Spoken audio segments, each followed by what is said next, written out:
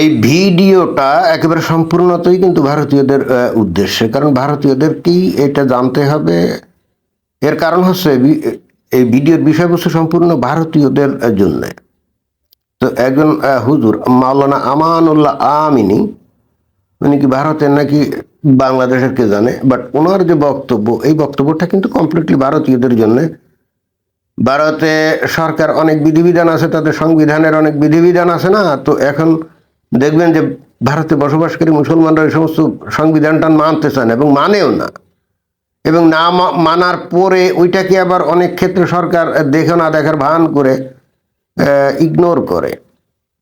এটা কিন্তু পরিশেষে বা দিন শেষে এটা কিন্তু ভারতের জন্য বিশাল ক্ষতির কারণ হয়। তো যাই হোক, আমার কথা কি বলি আমি অবশ্যই বলবো, বাট তার আগে এই হুজুরের মুখনিসৃত অমর বাণী আমাদেরকে প্রথমে একটু হালকাভাবে শুনতে হবে, তারপরে আসল কথা। যখনই মুসলমানরা বন্দে মাতরম গাইবে না আর গাইতে পারে না, তাহলে তো মুসলমানই থাকবে না। জি হুজুর, একেবারে খাঁটি কথা বলছেন যে কখনোই মুসলমানরা এই যে বন্দে মাতরম যে গান, ওই যে ভারতের স্কুলে কলেজে বা বিভিন্ন অনুষ্ঠানে এটা তাদের জাতীয় সঙ্গীত হিসাবে তারা গায়, তো এইটা গাইলে কিন্তু একজন মুসলমান থাকবে না। তো হুজুর একটু পরিষ্কার করে বলেন যে কেন মুসলমান থাকবে না, এবং একজন মুসলমানের মুসলমানিত্বই তো বজায় রাখা তার প্রথম কাজ, তাই না? ভারতীয় হওয়া এটা তো তার প্রথম কাজ না। তো হুজুর বলেন যে বন্দে মাতরম গাইলে কিভাবে তার মুসলমানিত্ব শেষ হয়ে যাবে। এটা জানতে হবে আমাদের। কারণ হচ্ছে বন্দে বন্দনা করা, মাতারাম অর্থাৎ এই ভারতের মাটিকে বন্দনা করা। জি হুজুর, বন্দে মাতরম মানে হলো মাতাকে বন্দনা করা, অর্থাৎ ভারত মাতাকে বন্দনা করা। তো ভারত মাতা হলো একটা বিশাল ভূখণ্ড, অর্থাৎ জমি বা ভূমিকে বন্দনা করা। একেবারে হুজুর, এর চাইতে মারাত্মক ব্যাখ্যা কিন্তু আর হতে পারে না। এবং বস্তুত ব্যাখ্যাটা সঠিক, এটা হিন্দুদের জন্য কোনো সমস্যা হয়তো না, এবং আদৌ তাদের জন্য কোনো সমস্যা না, বাট মুসলমানদের জন্য সমস্যা এই বন্দে মাতরম বলে। এবং কেন সমস্যা সেটা হুজুর পরিষ্কার করে এখানেই বলবে আমাদের। অতএব মন দিয়ে কিন্তু শুনতে হবে। ওই হালকা পাতলা এই কান দিয়ে ঢুকলো এই কান দিয়ে বেরিয়ে গেল, ওই কিসিমের শুনে কিন্তু কোনো লাভ নেই। তার কথা মন দিয়ে শুনতে হবে এবং বোঝারও চেষ্টা করতে হবে যে হুজুর কি বলছে। আমরা মাটিকে বন্দনা করি না, আমরা মালিক আল্লাহকে বন্দনা করি। সেই জায়গা দাঁড়িয়ে সরকার এটা চাপিয়ে দিতে পারে না। যদি এটা চাপিয়ে দেয় তাহলে আইন বিরোধী। একেবারেই ঘাঁটি কথা হুজুর, আপনি একেবারে পরিষ্কারভাবে বুঝালেন। এরপরেও যদি ভারতের ওই অন্তত বাংলা ভাষাভাষী লোকজন যদি না বোঝে, তাহলে তাদের মতো হতভাগা এই দুনিয়াতে কিন্তু আর কেউ নাই। আপনি বললেন যে বন্দে মাতরম, মাতাকে বন্দনা করা অর্থাৎ ভারতের মাটিকে বন্দনা করা, আর মুসলমানরা তো মাটিকে বন্দনা করে না, মুসলমানরা বন্দনা করে এক আল্লাহকে, তাই না? এবং সেই আল্লাহ কোথায়? সেই আল্লাহ হলো ওই আরবের মরুভূমিতে মক্কায়, সেই আরবের মরুভূমি মক্কায়। এবং এই হেতু আল্লাহকে যেহেতু বন্দনা করে, তাহলে এই মানে আল্লাহকে একমাত্র তারা বন্দনা করে, অর্থাৎ আল্লাহকে বাদ দিয়ে যদি তারা ভারতকে অর্থাৎ ভারতের মাটিকে বন্দনা করে, এটা তো কঠিন শিরক হয়ে যায়। এই ব্যাখ্যাটা কিন্তু হুজুর দেয় নাই, বাট আমি দিয়ে দিচ্ছি। এটা কিন্তু আসলে শিরক হয়ে যায়, এটা কিন্তু আপনাকে বুঝতে হবে। এখন ইসলামের সবচেয়ে ভয়ঙ্কর অপরাধ হলো শিরক। আল্লাহ এই একজন মুমিনের শতটা হাজারটা খুন, হাজারটা ব্যভিচার, হাজারটা বলৎকার, অর্থাৎ ছোট ছোট বাচ্চা বলৎকার, এগুলোকেও কিন্তু আল্লাহ মাফ করে দিবে যদি আল্লাহর কাছে কান্নাকাটি করে কোনো মুমিন মাপ চায়। কিন্তু কেউ যদি এই শিরক করে তাহলে কিন্তু আল্লাহ তাকে মাফ তো করবেই না। ফেরেশতাদের বলবে এই মুশরিককে লাঠি দিয়ে জাহান্নামের আগুনে চালান করো। অতএব একজন মুসলমান কখনোই কিন্তু বন্দে মাতরম গাইতে পারে না। এবং অবশেষে হুজুর কিন্তু বলল যে যদি তারপরেও ওই সরকার বাধ্য করে এই মুসলমান ছেলেদেরকে, যেমন এখন শুনছি নাকি ওই পশ্চিমবঙ্গে স্কুলে তাদের প্রত্যেকে বাধ্যতামূলকভাবে বন্দে মাতরম গাইতে হবে, এবং একই সঙ্গে ওই যে মাদ্রাসাগুলা যেগুলো আছে সেগুলাতেও নাকি বন্দে মাতরম গাইতে হবে। তো মাদ্রাসায় তারা ইসলাম পড়াশুনো করার জন্য গেছে, খাঁটি মুসলমান হওয়ার জন্য গেছে। তো মাদ্রাসার পোলাপাইন কি ওই বন্দে মাতরম গাইবে নাকি? তারা শিরক করবে নাকি? এবং আমি যতটা শুনছি অনেক মাদ্রাসায় নাকি এই বন্দে মাতরম গায় না, না গিয়ে অর্থাৎ সুর করে না গিয়ে তারা নাকি এমনি কবিতার মতো বলে যায়, কবিতার মতো বলে যায়। এখন কবিতার মতো বলে গেলে সেটা কি বন্দনা করা হবে কিনা কে জানে। কিন্তু অনেক মাদ্রাসা নাকি এখনো গায় না। সরকার হয়তো সেই সমস্ত জায়গায় এখনো পৌঁছতে পারে নাই, মনিটর করতে পারে নাই, কিন্তু গায় না। এবং না গাওয়ার কিন্তু কারণ কিন্তু বললো হুজুর, এবং সেটা হলো আসলে শিরক। এবং অবশেষে হুজুর কিন্তু একটা দুর্দান্ত কথা বলছে যে সরকার যদি চাপিয়ে দেয় মুসলমানদের ওপরে যে তাদেরকে অবশ্যই বন্দে মাতরম গাইতে হবে, এটা হবে কিন্তু আইন বিরোধী। এটা হবে কিন্তু আইন বিরোধী। এই আইন বিরোধী কথাটা কেন বলছে জানেন? আপনারা কি বুঝতে পারেন? আপনারা বলবেন যে এটা আবার কোন ধরনের কথা কয়, এটা আবার আইন বিরোধী হয় কি করে? সরকারই তো আইন করে বলে দিচ্ছে যে তোমরা বন্দে মাতরম গাও, তো সেইটা গাইলে আর সেইটা যদি সরকার আবার বলে যে এটা না এটা গাইতেই হবে, তো সেটা আবার আইন বিরোধী বলছে কোন কিসের ভিত্তিতে? সরকারই যেহেতু আইন করে বলছে যে বন্দে মাতরম গাও, তো সেইটা মানে গাইলে সেটা জোর করে গাওয়াইলে সেটা আইন বিরোধী হয়। আপনারা কি বুঝতে পারছেন? এখানে বোঝেন নাই। আমি জানি শতকরা 99 জনই আপনারা বোঝেন নাই, এবং মুসলমানদের কথাবার্তা বা তাদের আচার আচরণ আপনারা আসলে বোঝেন না। ভারতের হিন্দুদের সবথেকে বড় সমস্যা হলো এটা যে তারা আসলে মুসলমানদেরকে চেনে না, ইসলাম ধর্মকে জানে না, এবং মুসলমান কি বলে সেটা আপনারা বোঝারও চেষ্টা করেন না। এই যে আইন বিরোধী বলছে কেন জানেন? আপনাদের সংবিধানে বলা আছে না যে সমস্ত ধর্মের লোকজন যার যার ধর্ম শেষে পালন করবে, এটা তো সংবিধানে আছে, তাই না? যেমন হিন্দুরা হিন্দুদের ধর্ম পালন করবে, বা খ্রিস্টান বা বুদ্ধিস্ট বা মুসলমান যাদের ধর্মই তো পালন করবে। তো এখন মুসলমানরা তার যখন ধর্ম পালন করে, তো তখন তাদের কোরআন হাদিস থেকে তো এটাই দেখে যে আল্লাহর বাইরে অন্য কাউকে বন্দনা করা যাবে না, এটাই। তাহলে সেটাই তারা অনুসরণ করবে না। এরপরে আবার আপনারাই যদি আইন করে যদি বলেন যে না এটা গাইতে হবে, তাহলে কি এটাই তো বেআইনি হয়ে গেল না? মানে সংবিধান বিরোধী হয়ে গেল না? কি সংবিধান বিরোধী হলো না? এই জন্যই কিন্তু হুজুর বলছে যে এটা তো হবে বেআইনি। এবার বুঝছেন? আপনাদের আইনটাকেই এসে কিন্তু এখন বলে দিলে এটা হয় বেআইনি, অথবা অন্য কথায় কন্ট্রোভার্সিয়াল, স্ববিরোধী। আপনারা তাদেরকে অনুমতি দিচ্ছেন যে ঠিক আছে তোমার ধর্ম তুমি পালন করো, তো ধর্ম পালন করলে তো সে তো আল্লাহ ছাড়া আর কাউকে বন্দনা করবে না, তার ধর্ম তো সেটাই তাকে শিখায়। তো এরপরে আপনি স্কুলে বা মাদ্রাসায় গিয়ে আপনি বলবেন না বন্দে মাতরম গাও, তো এটা তো ভাই বেআইনি হয়ে গেল। আপনারা এবার বুঝছেন? এটা কেন আপনারা মানে এই মুসলমানদের কেন আপনারা চেনেন না জানেন? যেহেতু মুসলমানদের যে ধর্ম ইসলাম এটাকে আপনারা জানেন না। অর্থাৎ তারা ভারতে বসে ভারতের গণতান্ত্রিক সমস্ত সুযোগ সুবিধা নিয়ে আরামায়েশে জীবনযাপন করবে, কিন্তু তারা ভারতের সংবিধান মানবে না, এবং সেই সংবিধান যে মানবে না সেইটা কিন্তু আপনার সংবিধানই তাদেরকে সেই রাইট দিয়েছে, যেহেতু তারা তাদের ধর্ম অনুসরণ করতে পারবে মুক্তভাবে। এবং বস্তুত এই কথাটা দিয়েই বস্তুত আপনি তাকে অনুমতি দিয়ে দিলেন যে সে আপনাদের সংবিধান ভায়োলেশন করবে। কেন জানেন? কারণ তার ধর্মটা তো আসলে ধর্ম না, এটাই আপনারা বুঝেন না। ইসলাম কিন্তু কোনো ধর্ম না, এটা মুসলমানরাও বলে, তাদের স্কলাররাও বলে, তাদের ইমাম যারা আছে মানে যারা ইসলাম প্রচার করে সবাই কিন্তু বলে ইসলাম কিন্তু আপনাদের ওই হিন্দুদের মতো অথবা খ্রিস্টানদের মতো অথবা জৈন বুদ্ধিস্ট এদের মতো কিন্তু ধর্ম না। Islam is a complete code of life, সম্পূর্ণ জীবন বিধান। অর্থাৎ এই ইসলামের মধ্যে রাজনীতি আছে, অর্থনীতি আছে, তারপরে সমাজনীতি আছে, সব কিছু আছে, আইন কানুন আছে, সব কিছু আছে। এবং ইসলামের ইতিহাস যদি আপনি পড়েন, কোরআন হাদিস যদি পড়েন, তাহলে দেখবেন যে Islam is nothing but an Arab culture, Arab imperialistic aggressive culture, অর্থাৎ আরবের সাম্রাজ্যবাদী একটা সংস্কৃতি, যেটা দিয়ে তারা অতীতে পৃথিবীর বিভিন্ন দেশ তারা আক্রমণ করে জয় করছিল, অনেকটা এই ব্রিটিশ সাম্রাজ্যবাদের মতো এবং বর্তমানে আমেরিকান সাম্রাজ্যবাদের মতো।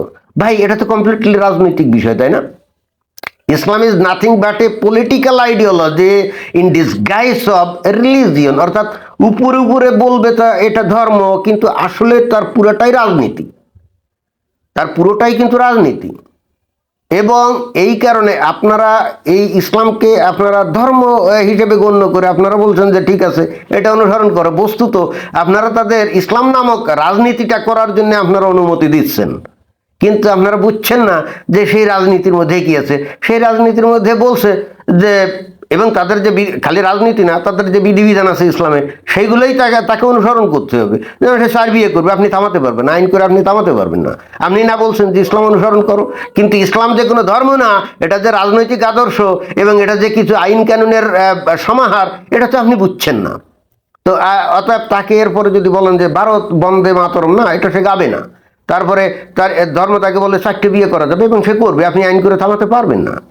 কারণ আপনিই তো আইন করে বলে দিয়েছেন যে তুমি তোমার ইসলাম নামক যে রাজনীতি, এটা তুমি অনুসরণ করো। তো ওদের রাজনীতিতে তো 4টে বিয়ে করা আছে, এবং ওরা যদি দাসী সহবত করে, মানে দাসী রাখে, আপনি কোনো আইন করে থামাতে পারবেন না। কারণ আপনি তাকে বলছেন যে ইসলামী রাজনীতি করো তুমি।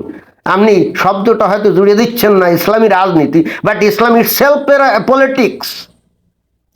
ইসলাম ইটসেলফ পলিটিক্স, যেমন সমাজতন্ত্র, সোশ্যালিজম বা সাম্যবাদ, কমিউনিজম, তাই না? সোশ্যালিজম ইটসেলফ পলিটিক্স বা political ideology, communism itself political ideology, গণতন্ত্র, democracy is itself political ideology. ঠিক তেমনি ইসলাম ইটসেলফ পলিটিক্যাল আইডিওলজি। আপনারা এই ইসলামকে একটা ধর্ম বলতে চাচ্ছেন, যেটা নাকি আপনাদের মারাত্মক একটা ভুল। অন্য যে কোনো ধর্ম, ওই যে বললাম না যে খ্রিস্টিয়ান বা হিন্দু বা বুদ্ধিস্ট, জৈন, শিখ, ভাই এগুলো হলো ধর্ম, এগুলো হলো পার্সোনাল ব্যাপার। এরা কখনোই আপনার রাষ্ট্রে বসবাস করে তাদের ধর্মের কোনো বিধিবিধানকে বলবে না যে এটা রাষ্ট্রে চালাও, না, বলবে না, কারণ সেই ধরনের বিধিবিধান তাদের ধর্মের মধ্যে তেমন নাই।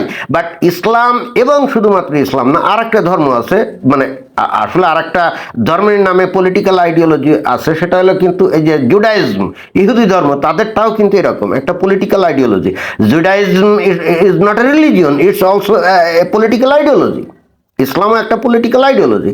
আপনি ভুলভালভাবে তাদেরকে ইসলাম অনুসরণ করার জন্য বলা মানে তারা তো ধরে নিচ্ছে তাদের ইসলাম নামক রাজনৈতিক আদর্শটাই তারা অনুসরণ করবে। অ্যান্ড দ্যাটস ওয়াই এই ইসলামিক যে ইসলাম পলিটিক্স, যেটা ইসলামিক পলিটিক্স বা ইসলাম নামের যে পলিটিক্স, তাকে বলে যে তুমি ভারত মাতাকে বন্দনা করবা না, তুমি আল্লাহকে একমাত্র বন্দনা করবে। এবং সেটা তাকে আরো বলে তুমি 4 বিয়ে করতে পারবা, তুমি এমনকি শিশু বিয়ে করতে পারবা, তাই না? শিশু বিয়ে করতে পারবা, তুমি দাসী রাখতে পারবা, দাসীর সাথে যৌন সহবত করতে পারবা, এবং তোমার ধর্মের এগেনস্টে কেউ কিছু বললে তার উপরে তুমি ঝাঁপায় পড়তে পারবা চাপাতি নিয়ে। হ্যাঁ, এগুলোই আপনি তাকে পারমিশন দিচ্ছেন। You have allowed them to practice their Islam. That means you have allowed them to practice their Islamic politics or politics by the name of Islam. And that's why you have allowed everything described in their Islam. They can follow that. আপনি কিছুই করতে পারবেন না, এবং এটাই সমস্যা। আপনারা আইন কানুন করেন ঠিকই আছে, কিন্তু এর মধ্যে ইসলাম জানা লোক কেউ আছে? নাই। আপনাদের মধ্যে কোনো লোকজন ভালো করে ইসলাম জেনে এই জিনিসগুলো সমাজে বুঝায় এমন কোনো লোক আছে? নাই। আপনারা নিজেরা এই ক্রিকেট, এই বালসাল হাবি জাবির পিছনে কোটি কোটি টাকা খরচ করে ফেলবেন, বাট আপনাদের সমাজকে গণতান্ত্রিক করে রাখার জন্য অন্তত এই মুসলমান এবং তাদের যে ইসলাম, এই দুইটাকে ভালো করে অ্যানালাইসিস করে অন্তত অ্যাটলিস্ট মুসলমানদেরকে তো বোঝানো উচিত যে ঠিক আছে, তোমাদের ইসলাম তো আসলে ধর্ম না, এটা তো একটা পলিটিক্স।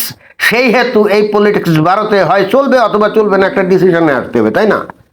আপনারা কি সেটা করেন না? করেন না। তাহলে অতঃপর মুসলমানদের ওপরে আপনারা যখন আইন চাপিয়ে দিবেন, তখন তো তারা রেভল্ট করবে, এবং এই রেভল্টের আবার বিধান কিন্তু আপনার সংবিধানই তাকে দিয়েছে। কারণ সংবিধান বলে তুমি তোমার ইসলাম অনুসরণ করো। তার মানে আপনি বিপদে পড়ে গেলেন, আপনি স্ববিরোধী কথা বলছেন, তাই না? মুসলমানরা না। আমি কি বুঝাতে পারছি আপনাদেরকে? ইসলাম সম্পর্কে ভয়াবহ অজ্ঞতা আপনাদের একদিন ধ্বংসের কারণ হবে, এবং এই হেতু আপনারা মুসলমানদেরকে নিয়ন্ত্রণ করতে পারবেন না। কি কারণে জানেন? কারণ মুসলমানরা তাদের এই ইসলাম নামক পলিটিক্সের জন্য জীবন দিতে পারে, কারণ তারা মনে করে যে তাদের এই পলিটিক্সটা আসছে সরাসরি ওই আল্লাহর কাছ থেকে, যাকে নাকি তারা বিশ্বাস করে যে অলমাইটি ক্রিয়েটর। তো ভাই, আপনাদের যে পলিটিক্স, গণতন্ত্র, এগুলো তো মানুষ তৈরি করছে, তো তার জন্য তো আপনারা জীবন দিবেন না। কিন্তু ওরা মনে করে ওদের পলিটিক্সটা আসছে একেবারে সরাসরি আল্লাহর কাছ থেকে, অলমাইটি গডের কাছ থেকে, তো তার জন্য তো ওরা জীবন দিতে পারে। ভাই, আপনাদের দেশে যে 14-15 পার্সেন্ট মুসলমান আছে না, এরাই কিন্তু টোটাল ভারতকে মেসাকার করে দেওয়ার জন্য এনাফ। কারণ এরা তো জীবনের মায়া করে না, কারণ ওদের এই পলিটিক্সের জন্য জীবন দিলে সে তো সরাসরি বেহেশ থেকে 72 হুর পাবে। আপনাদের গণতন্ত্র নামক যে পলিটিক্স আছে তার জন্য জীবন দিলে কি কিছু পাবে? অথবা হিন্দু ধর্ম প্রতিষ্ঠার জন্য বা খ্রিস্টিয়ান অথবা বুদ্ধিস্ট এই ধর্মগুলো প্রতিষ্ঠার জন্য কি জীবন দিলে তার জন্য কি পরকালে কোনো পুরস্কার আছে? নাই। কিন্তু মুসলমানদের আছে। এখন এটা আপনার কাছে হাস্যকর মনে হয় ভাই, এইটা যে একটা হাস্যকর বিশ্বাস, এই যে 72 হুর, এটাও তো আপনারা ভালো মতো প্রচার করেন না।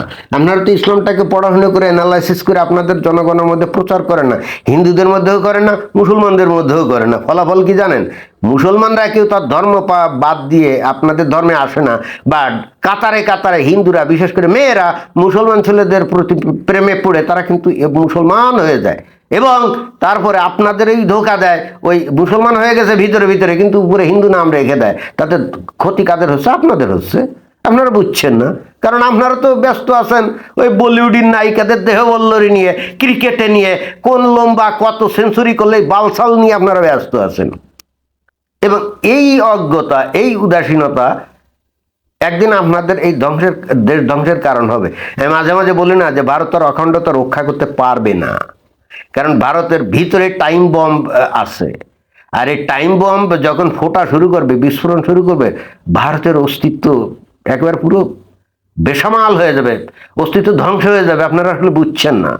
ওই বিজেপি, RSS ভারতকে রক্ষা করতে পারবে না যদি না আপনাদের ভিতরকারী মুসলমানদেরকে সুশিক্ষা শিক্ষিত না করেন, এবং তাদের ধর্মের বিষয় সম্পর্কে, আসলে তাদের ধর্ম না, তাদের ইসলাম নামক রাজনৈতিক যে আইডিওলজি, এই জিনিসগুলোকে তাদের সামনে আপনারা প্রচার না করেন, এবং একই সাথে আপনাদের হিন্দুদের বা ওই খ্রিস্টান বুদ্ধিস্ট যারা আছে তাদের কাছে যদি আপনারা প্রচার না করেন, এবং এখানে আপনারা ভয়ঙ্কর রকমভাবে আসলে ল্যাকিং না, উদাসীনতা। কারণ আপনারা পাত্তা দেন না, ভাবেন যে না এটা কি, এই পশ্চিম এই ইউরোপীয় দেশগুলো, কানাডা, আমেরিকা, এগুলো একদিন পাত্তা দিত না, না দিয়ে প্রচুর পরিমাণে মুসলমান ঢুকিয়েছে। এখন তারা কিন্তু হাড়ে হাড়ে টের পাচ্ছে, ঝালে ঝাল নাকি আদায় ঝাল। এবং এখন কিন্তু ওয়ান আফটার অ্যানাদার এই তারা ইসলাম যাতে অনুসরণ করতে না পারে এই জন্য কিন্তু তারা আইন কানুন করেছে, বোরকা ব্যান করছে, হিজাব ব্যান করছেন, আস্তে আস্তে কিন্তু করছে। আপনারা কি এগুলো কোনো কিছু করতে পারছেন? আপনারা কিন্তু কোনো কিছু করতে পারেননি। এবং কিছু কিছু তথাকথিত মুসলিম দেশেও কিন্তু হিজাব, বোরকা এগুলো ব্যান করছে, আপনারা কিন্তু এখনো করতে পারেননি। চিন্তা করে দেখছেন আপনারা কোথায় ভয়ঙ্কর দুর্বল? যাই হোক, আপনাদের উদ্দেশ্যে ভিডিওটা করা। এখন কতজন আপনারা দেখলেন আই ডোন্ট নো, এবং আই ডোন্ট কেয়ার, কারণ আপনারা তো আসলে ভয়ঙ্কর আত্মকেন্দ্রিক মানুষ। কিসের বক্তব্য শুনবেন আপনারা? এতক্ষণ ধরে টিকটকে কোন নায়িকার দেহবল্লরি কেমন সেগুলো নিয়ে ব্যস্ত আছেন, অথবা কোন বালসাল কি ক্রিকেট খেলে কি করলো, সেঞ্চুরি করলো, কয় বলে সেঞ্চুরি করলো, এই লম্বা সুম্বা নিয়ে ব্যস্ত আছেন। কিন্তু আপনাদের অস্তিত্ব যে বিলীন হওয়ার মতো পরিস্থিতির দিকে ধাবিত হচ্ছে, আপনারা টের পাচ্ছেন না। যেদিন বিস্ফোরণ ঘটা শুরু হবে সেদিন বুঝবেন, সেদিন এই বান্দার কথা আপনাদের মনে পড়বে যে ওই লোকটা তো এই কথাগুলো বলছিল। ধন্যবাদ।